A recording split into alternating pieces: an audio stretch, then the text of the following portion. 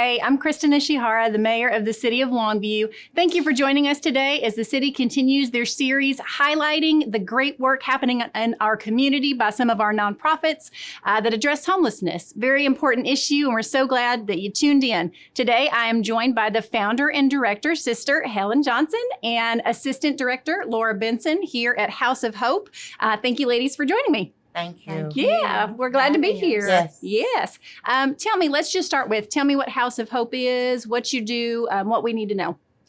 House of Hope is simply a place where women can come and be spiritually fed and physically fed and sheltered. They come from all walks of life with a variety of needs. Good. I know that you have a heart for this ministry as a founder. Yes. Tell me what that is.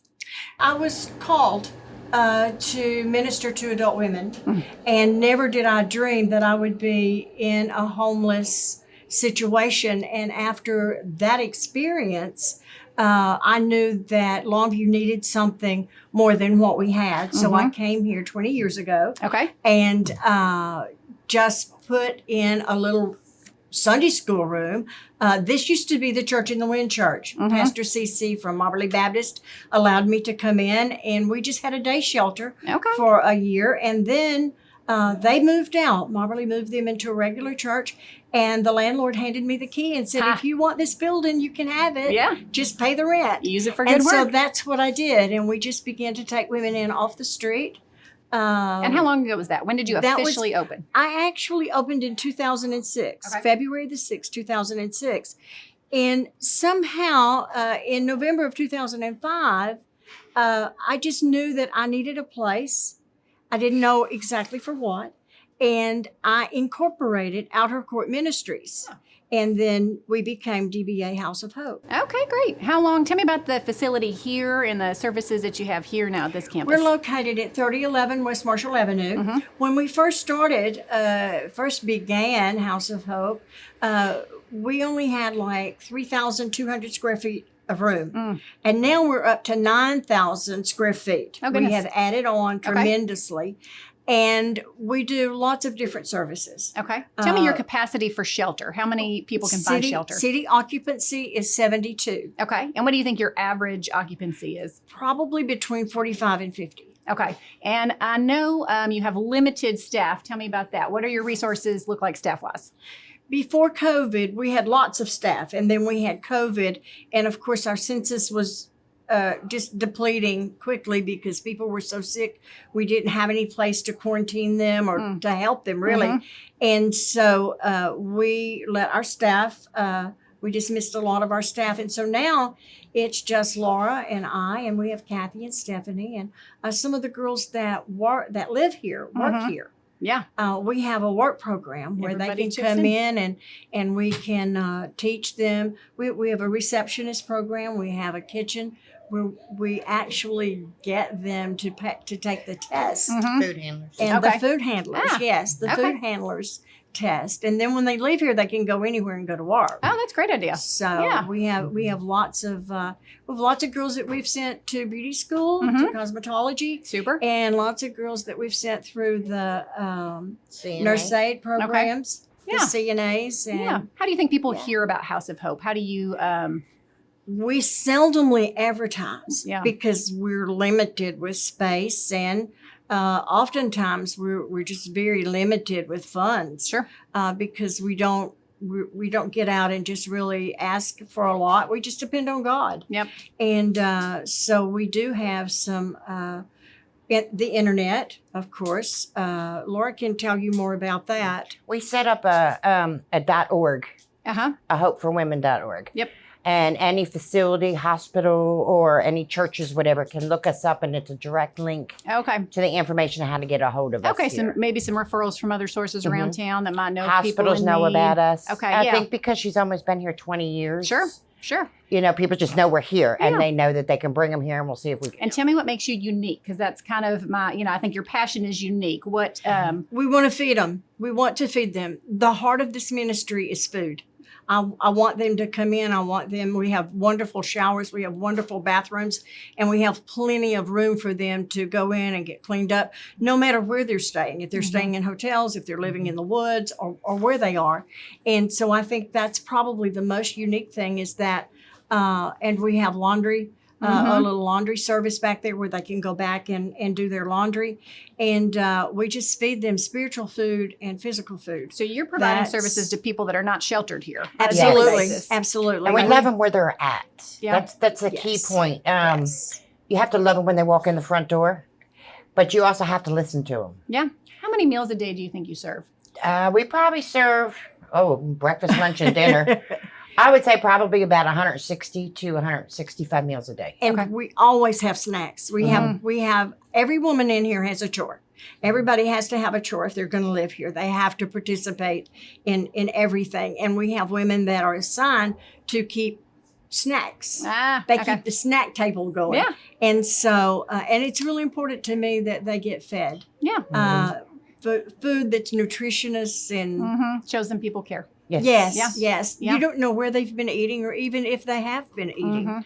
We had a lady the other evening that came in and I said, "Where did you sleep last night?" She said, "Under that awning up there by the grocery store." And I said, "How long were you there?" She said, 3 nights. Oh, gosh. And she didn't eat for 3 days. And she said, and they locked their dumpster doors. So she didn't get to eat. So, so we just took care of her. Yeah, and loved on her. And so that's what we do. Yeah, tell me about that intake process. So if I am a client coming in, what does it look like? What are requirements? Yeah. We sit down and we meet the individual. Okay. We ask them why they're needing a place to stay. After we do that, we find out if we can offer them wraparound services, whether they need medical attention right away or if we can house them for the night.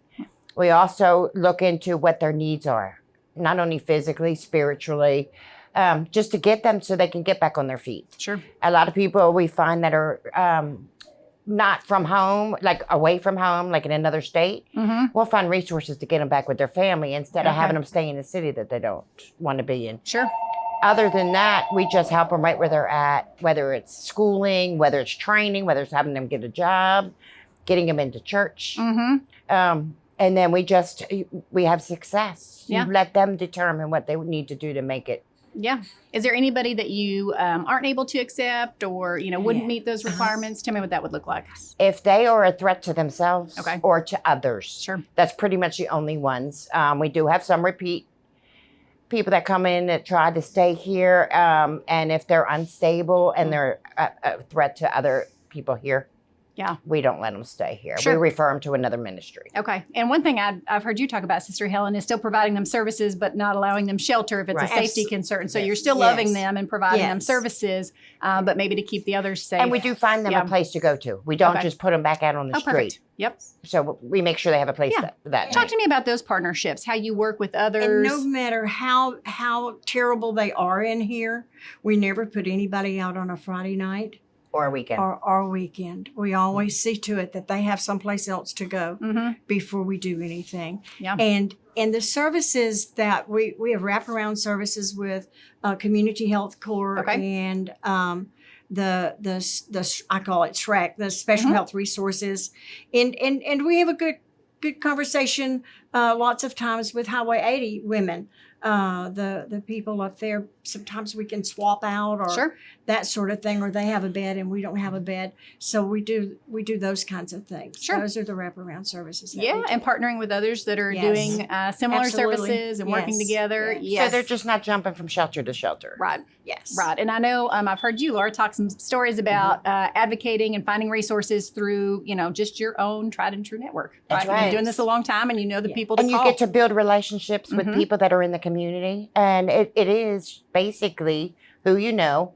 And churches wrap around us, businesses wrap around us. But the most important thing is we have to remember the individual. So. Yeah. Talk to me about an average stay. Is there a time period that they can stay? I had a lady when I first came here in 27. Well, I came in 2006, but in 2007, she was in a tent behind the grocery store or the restaurant over here. And she had been there for a while because she was just getting out of prison.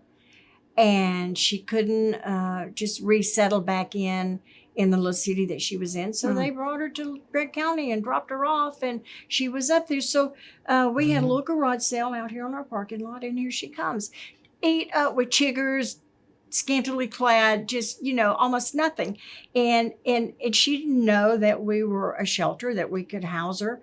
And so anyway, she came in and we gave her some food, and we helped her get cleaned up. And we had a garage sale, so we had plenty of things for her to wear. And she stayed here until last year. Oh, wow. She was here 17 years. Oh, wow. So no time limit on the stay. No. Okay. No, not for her. And she was like someone that we just took care of. Yeah. But that's kind of unusual. Sure.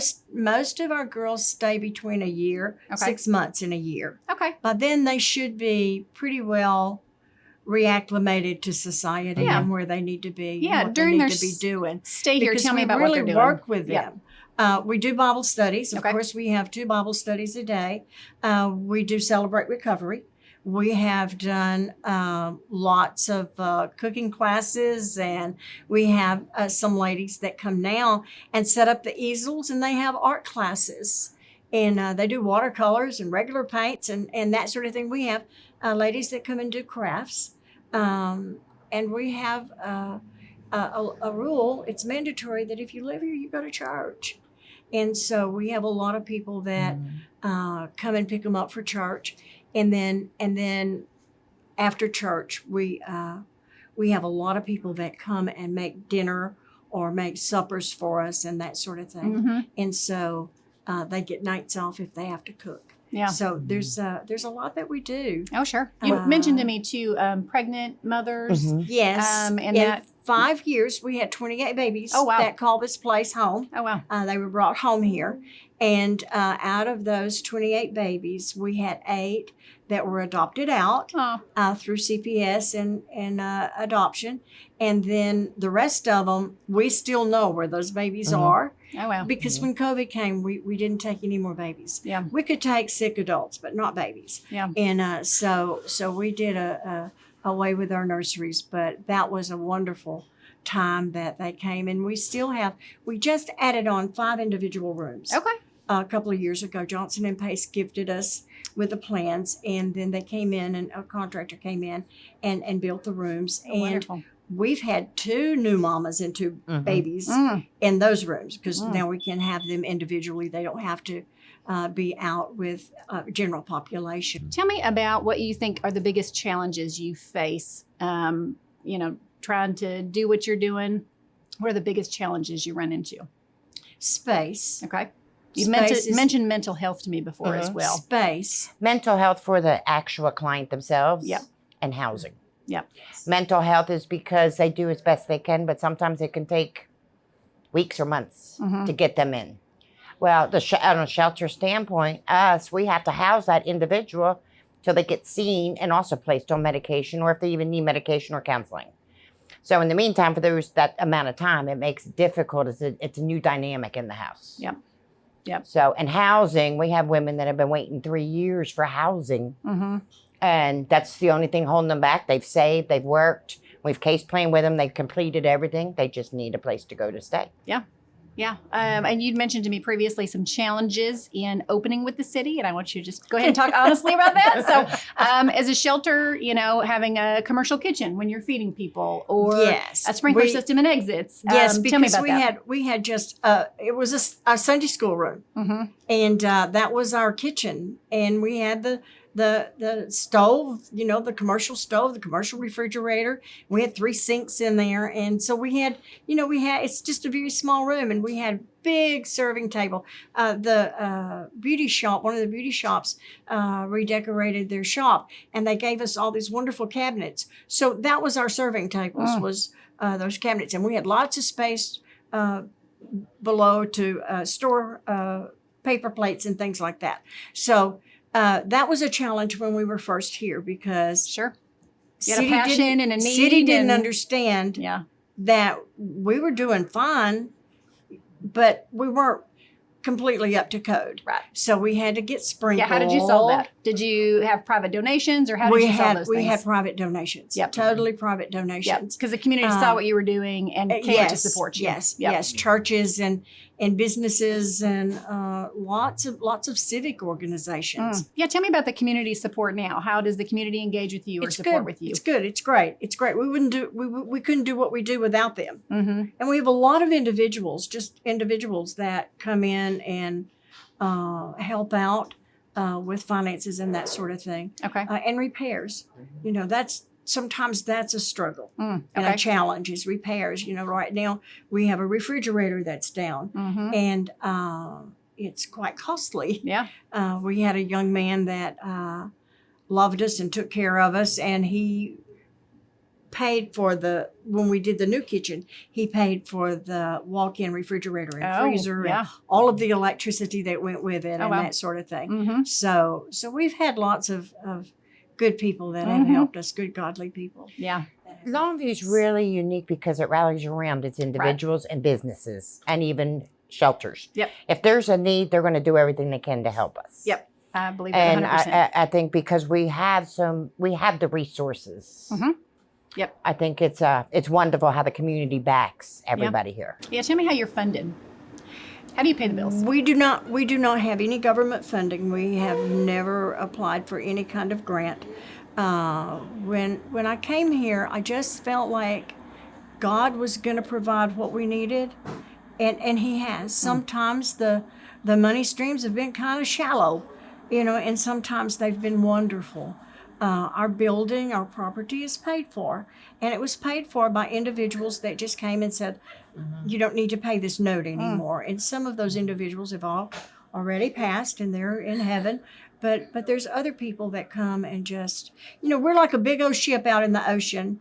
If I can just use this analogy, we're like a big old ship out in the ocean, and sometimes the driftwood comes in and holds the ship up, and then the next thing you know, that driftwood is going back out, and then a whole other set of driftwood is coming in, and it's like just a big old ship, and God just provides. Yeah, I totally. People tell me I'm no earthly minded. I'm no good because I'm so heavenly minded, but that's all I know. Yep. And I know that I would not be here without the call of my life, and with all of the people that prayed for me and kept me alive through so many things. And here we are. I'm looking forward to the 20th anniversary. Yeah, still going strong. I really am. Tell me how the community could support you. So if someone was listening and said, gosh, I didn't know House of Hope did so much. I know my money and financial support would be great. That's great. But the biggest thing is prayer. Okay. The next thing is come and look and see what we do. Come and visit us. Come and sit down and eat a meal with the girls and just be a partner to someone that needs help. They may just need to unwind and just, tell all to you because you're a safe place. Yeah. So you could use volunteers. And Yes. all And I different think if kinds they- of volunteers. I Go think ahead, if they sit down and meet and listen to these women's stories, they would realize the stigmatization that homeless people get on the streets. Yeah. These are women that, have lost their husbands and they don't have a house anymore. They come here. There's ones that don't qualify for a nursing home, but they don't make enough to go to an apartment. Yeah. So they have to save enough so they can go out on their own. Some of these women, just one paycheck and they lost their job. They have nowhere to go. Yeah. Tell me about the age. What's your average age? We right now we have two 19-year-olds. Okay. And we go all the way up to 70. I think it's 78. No kidding. Oh, wow. We had a lady that was 88 years old, and her husband passed, and they had a rent property in one of the little communities around here. And the people that were renting, when they found out that he had passed, they would not allow her even back on the property or to pay. So she was here for a couple of months, and she was almost an invalid, but she was wonderful, and we found a good place for her to go. And but there's just instances like that you don't know what's going to happen next. Yeah. Yeah. Is there anything that I've not asked you that you want to make sure people know about House of Hope? What's the one thing you'd tell them you want them to know? Or how can I help make sure that people know what they need to know? I think people need to realize that there is a need for shelters in communities. I also believe that the community is going to deem where these shelters are going to be. And God also ordains where they're going to be. I also believe that everybody in our community, especially in Longview, wants to help as many homeless individuals as we can. Yeah. And I think we're doing a really good job about it. Yes, you are. I also think that there's some that will never be able to be helped. And those are the ones we need to pray for. Yeah. Those are the ones that don't want to come in the buildings. Those are the ones that don't want to live anywhere but outside. And those are the ones we need to pray for, that God brings them in. We've seen over 48,000 women. That's amazing. In 20 years. And just think, if a place like this wasn't here, where would those 48,000 women go? Yeah. You know, and Longview should be proud. We are proud. I am proud. Yes. Thank you for doing what you do. Thank you. Thank you. Thank you so much for joining me today. We're grateful to the House of Hope for everything that they do for our community, and want to say thank you and help them get the word out. So please check out more information on how you can plug in with them and be a volunteer, and we appreciate you so much.